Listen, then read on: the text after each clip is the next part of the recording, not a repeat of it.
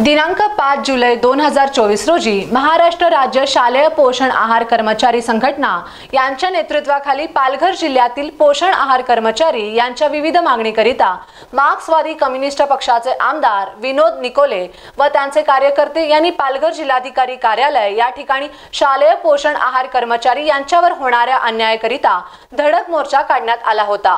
जोपर्यंत त्यांच्या मागण्या पूर्ण होत नाही तोपर्यंत जिल्हाधिकारी कार्यालयात बसून राहू अशी आमदार निकोले यांनी भूमिका घेतली होती। एक वर्षापासून ह्या आम्ही मागण्या लावून धरलेल्या, परंतु आमच्या मागण्या ह्या काही आज तक सुटलेल्या नाही आणि म्हणून पालघर जिल्ह्यातून आपण संपूर्ण ह्या शालेय पोषण कर्मचारी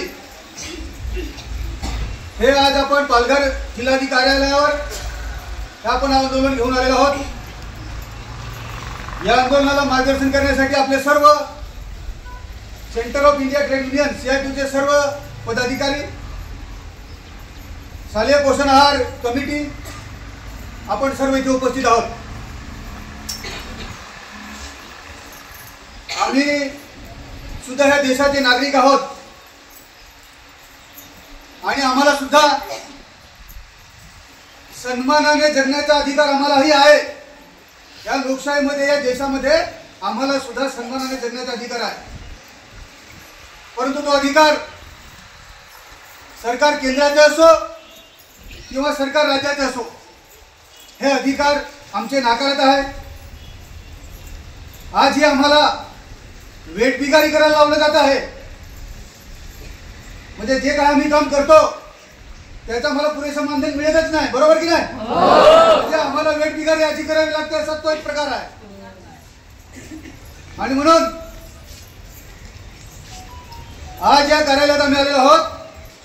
आमच्या ज्या मागण्या आहेत, या मागण्या सरकारने मान्य केल्याशिवाय आम्ही इथून जाणार नाही, अशा प्रकारची भूमिका आज आपण इथे घेऊन आलेलो आहोत।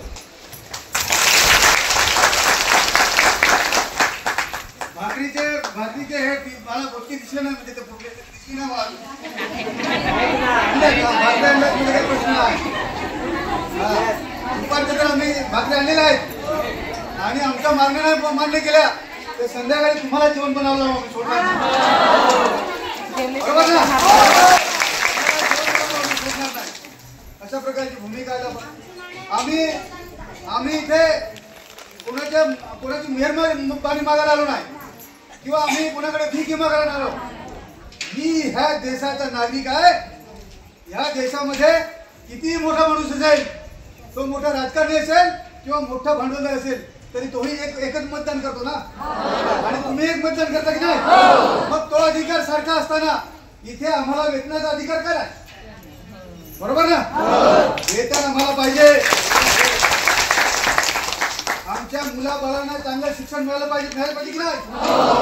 का तुमचीच मुलं डॉक्टर इंजिनियर झाली पाहिजेत, आमची झाली नाही पाहिजेत का? मग आम्हाला आम्ही काम करतो त्याचे पैसे दिले पाहिजे।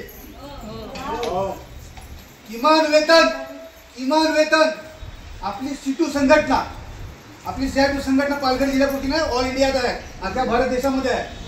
विमानाचे पायलट आहे, ड्रायव्हर आहे, त्यांची पण युनियन आपली आहे, रेल्वेमध्ये पण युनियन आपली आहे सर्व ठिकाणी युनियन।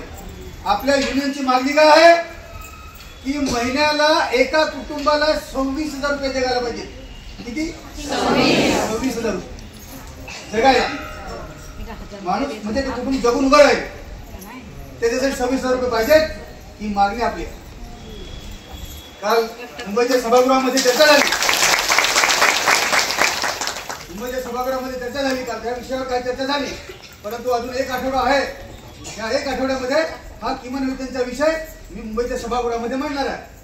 2-3 विषय माझे लागले, त्याच्यावर बोलता काय रोज बोलायला देत नाही, कधी कधी वेळ मिळतो।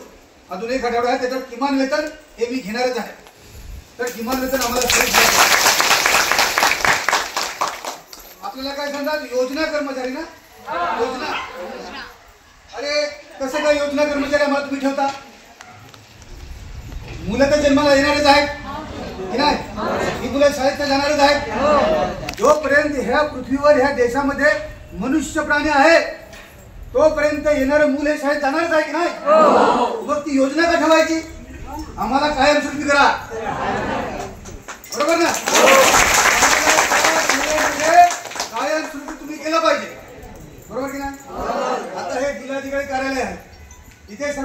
कर्मचारी आहेत ते कायमस्वरूपी आहेत की नाही? ते बघा तिथे साहेब उभे आहेत, दिसत नसेल, ते पण कायमस्वरूपी आहेत की नाही? मी तर 5 वर्षापुरते आमदार आहे, पण आम्हाला सुद्धा कायमस्वरूपी केलं पाहिजे, आम्हाला सुद्धा किमान वेतन दिलं पाहिजे. आणि कायमस्वरूपी जर केलं तर किमान वेतनाने हे सर्व प्रश्न सुटतात. त्याच्यामुळे कायमस्वरूपी तुम्ही कराल तेव्हा करा, आमची मागणी आम्ही लावून धरणार. पण आमच्या ज्या आता मागण्या आहेत, तुमची प्रथमतः मागणी काय आहे की आहार कर्मचाऱ्यांना इंधन भाजीपाला आणण्याचे अधिकार मिळावे, दिले पाहिजेत ना. तुम्ही शिजवता, आता हा तुमच्या मला काय कल्पना नाही त्याच्यामध्ये काय, त्याचा माझा फार अभ्यास तुमचा पोहोचणार. म्हणजे संघटित क्षेत्रामध्ये कामगार आहेत, म्हणजे एखादी मोठी फॅक्टरी असेल, कंपनी असेल, त्या कंपनीमध्ये कामगार असतो. गेल्या 20 वर्षापासून मी कामगार नेता आहे, मला आमदार तर आता तुम्ही बनवलं, पण गेल्या 20 वर्षापासून मी कामगारांचे प्रश्न सोडवतो. बरोबर, मालक जर कामगाराला कमी वेतन देत असेल तर मोर्चे घेऊन जातो. Satendra Matera, star Maharashtra news, Palghar.